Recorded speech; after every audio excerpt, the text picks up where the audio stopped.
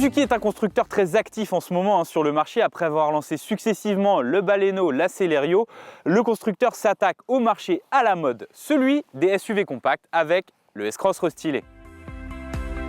Les évolutions par rapport à la génération actuelle portent essentiellement sur la face avant avec l'apparition de nouvelles optiques, d'un bouclier un peu plus musclé et d'une calandre à barrettes chromées façon Jeep.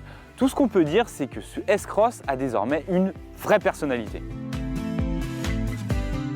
À bord, le S-Cross propose un univers, on va dire, en rapport du prix, c'est-à-dire qu'on est plutôt dans la fourchette basse en matière de qualité dans l'univers des généralistes. Essentiellement sur la partie basse du cockpit, on a des ajustements et des plastiques qui sont assez passables. Pour la partie haute, c'est un petit peu mieux. Mais là où Suzuki frappe fort, c'est au niveau de l'équipement avec l'apparition de nouvelles technologies comme par exemple le régulateur de vitesse adaptatif ou encore ce tout nouveau système multimédia qu'on a vu sur les petites citadines qu'il a lancé récemment. Ça marche plutôt bien. Et en ce qui concerne le côté habitable, le côté famille, le japonais s'en sort vraiment très bien. On a beaucoup de place à l'arrière compte tenu du gabarit compact et ça c'est plutôt bien. Alors même s'il faut l'avouer, les banquettes sont raides comme la justice, c'est pas très confortable.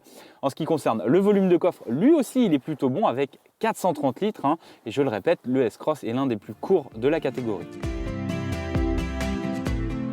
Alors à la conduite, il y a du nouveau puisque le S-Cross reçoit les motorisations de ses petites sœurs, à savoir un 3 cylindres essence suralimenté de 111 chevaux qui, il faut le dire, remplit parfaitement le job. On a un agrément qui est vraiment très bon. C'est un moteur aussi qui a une soif maîtrisée puisqu'on a relevé une consommation d'environ 6,5 litres, ce qui est plutôt pas mal. En prime, il peut être associé soit à une boîte à double embrayage, une boîte mécanique ou une transmission à 2 ou 4 roues motrices. Si vous êtes en mal de puissance, un 4 cylindres de 140 chevaux fait également son arrivée. En ce qui concerne maintenant le côté dynamique, eh bien, il est plutôt bon. C'est-à-dire qu'on n'a pas un foudre de guerre, c'est pas hyper incisif, la direction est un peu artificielle, c'est dommage.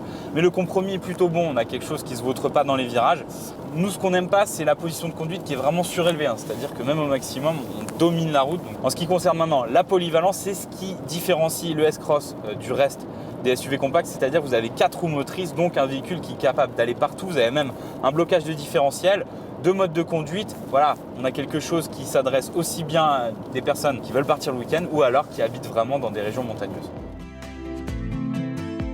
Alors bilan des courses, ce Suzuki S-Cross 2017 progresse sur tous les fronts, c'est-à-dire qu'il dispose désormais d'un faciès un peu plus moderne, de motorisation de pointe avec le 3 cylindres essence notamment, la possibilité d'avoir 4 roues motrices, une boîte à double embrayage, une connectivité qui est à jour, le tout pour des tarifs très contenus. Il faut savoir que le ticket d'entrée est fixé sous les 20 000 €. Pour le cœur de gamme, il faudra plutôt tabler sur les 24 000 €. Mais quoi qu'il en soit, le japonais reste une très bonne affaire. Donc si vous êtes en phase d'achat, on vous conseille de jeter un œil d'un peu plus près.